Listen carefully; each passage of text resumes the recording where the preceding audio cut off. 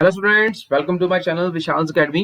तो स्टूडेंट्स, आज करेंगे एक बहुत ही सिंपल सी डेरिवेशन, बड़ी छोटी सी डेरिवेशन है, दैट इज एस्केप वेलोसिटी।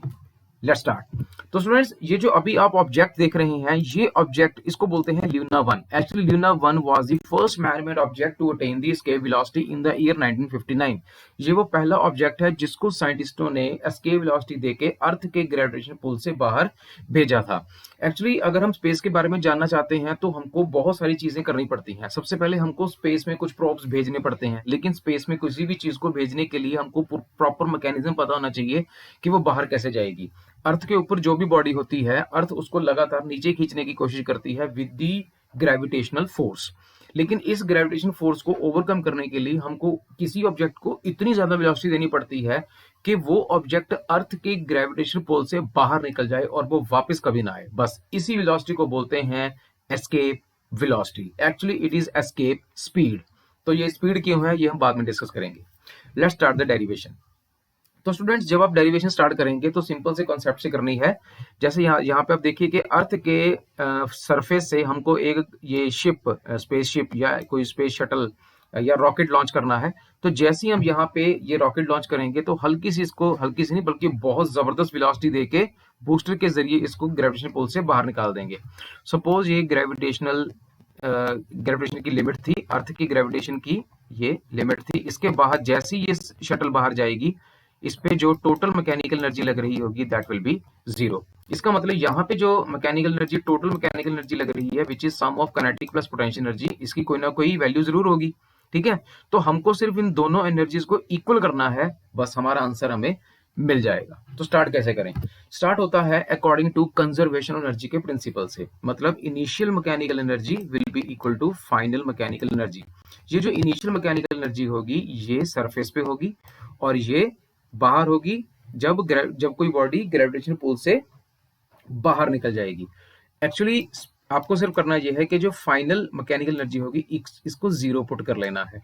ठीक है, और जो अर्थ के ऊपर जो अर्थ के सरफेस के ऊपर जो पोटेंशियल एनर्जी है उसको और काइनेटिक एनर्जी को हम इक्वेट कर देंगे with formula half M V square is equal to G M M by R, where half M V square is the kinetic energy and gmm by r is the potential energy at the surface of earth। ठीक है, equate कर दिया। ये जो VE आप देख रहे हो यही वो एस्केप वेलोसिटी है जिसको देके हमने स्पेस शटल को अर्थ से बाहर भेजा है। तो इक्वेट करने के बाद हमारे पास फॉर्मूला बचता है V E is equal to 2gm by R, क्योंकि m और m कैंसिल हो जाएंगे। ठीक है, आगे हमारे पास फॉर्मूला बना V E is equal to 2gr, क्योंकि हमने ये वाला फॉर्मूला यूज किया। g is equal to gm upon R square. इसको यहाँ पे पुट करके देखो तो आपके पास बचेगा VE is equal to √2gr।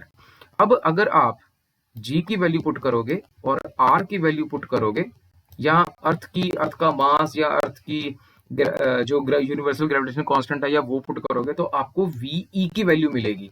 वो होगी वैल्यू 11.2 किलोमीटर पर सेकंड। ये वैल्यू बहुत ही इंपॉर्टेंट है, वेरी इंपॉर्टेंट। ये आई कैसे? अर्थ की जो स्टैंडर्ड वैल्यूज हैं जैसे radius of earth, gravitation field on earth, बड़ी जी की वैल्यू, छोटी जी की वैल्यू, जिसको मर्जी आप पुट करो, लेकिन स्टैंडर्ड वैल्यूज पुट करनी है। तो वो पुट करके जब आप देखेंगे तो आपके पास वैल्यू बनेगी 11.2 किलोमीटर पर सेकेंड। ये वो स्पीड है या ये वो मिनिमम स्पीड है जिसके जरिए अगर आप किसी भी बॉडी को ये वाली स्पीड दे दो तो वो वाली बॉडी अर्थ के ग्रेविटेशन पुल से बाहर निकल जाएगी और वो कभी अर्थ की तरफ वापस नहीं आएगी। इसी स्पीड को बोलते हैं हम एस्केप स्पीड। तो अर्थ के लिए एस्केप स्पीड होती है 11.2 किलोमीटर पर सेकेंड। दस मिनिमम वेलोसिटी, याद रखिए दोस्तों, minimum velocity needed to take a particle to infinity from the earth is called escape velocity। Basically हमको यहां कहना चाहिए escape speed। ऐसा क्यों? ऐसा बताता हूं क्यों। पहली बात तो escape velocity के लिए दो बातें नोट करें। पहली, escape velocity is independent of the mass of body। मतलब आपको चाहे एक पार्टिकल को भेजना है, चाहे किसी बड़े मैसिव पार्टिकल को भेजना है, तो उससे कोई फर्क नहीं पड़ता क्योंकि मास पे डिपेंड करती ही नहीं। चाहे हाथी को भेजिए चाहे चींटी को भेजिए, दोनों के लिए सेम एस्केप वेलोसिटी है। दो अरेंजमेंट्स अलग अलग लगेंगे। लेकिन दूसरी बात, escape velocity is independent of the direction of velocity and ignores air resistance। इसका मतलब आप अर्थ से किस डायरेक्शन पे बॉडी को लॉन्च करते हैं इससे फर्क नहीं पड़ता, इससे फर्क नहीं पड़ता। आप अर्थ, अब कहीं भी अर्थ के ऊपर किसी भी बॉडी को लॉन्च कीजिए, बस उसको एस्केप वेलोसिटी दे दीजिए, वो ग्रेविटेशनल पुल से बाहर निकल जाएगी। इसलिए हम बोलते हैं एस्केप वेलोसिटी नहीं बल्कि एस्केप स्पीड, क्योंकि स्पीड की डायरेक्शन नहीं होती। और वैसे भी escape velocity does not depend upon the direction, direction of launch पे डिपेंड नहीं करती। तो ये छोटा सा आर्टिकल था about escape velocity. I hope ये आर्टिकल आपको समझ में आया होगा। वीडियो अगर अच्छी लगी तो प्लीज लाइक और शेयर कर दीजिए, अपने दोस्तों को भी बताइए, और अगर वीडियो में कोई कमी है वो भी मुझे जरूर बताइए। नेक्स्ट टॉपिक लेके जल्द हाजिर होऊंगा, तब तक के लिए गुड बाय, ख्याल रखिएगा।